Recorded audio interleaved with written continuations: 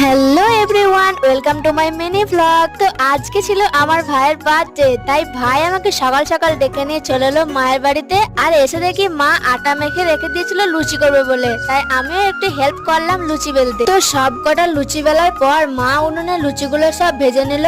তারপর ভাই আর মা দুজনেই বসে লুচি খাচ্ছিল, আর তারপর আমিও খেয়ে নিয়েছিলাম। আর আজকে ছিল শুক্রবার, পবিত্র জুম্মার দিন। দেখো আজকের এই শুভ দিনে আমার ভাইয়ের জন্মদিনটাও পড়েছে।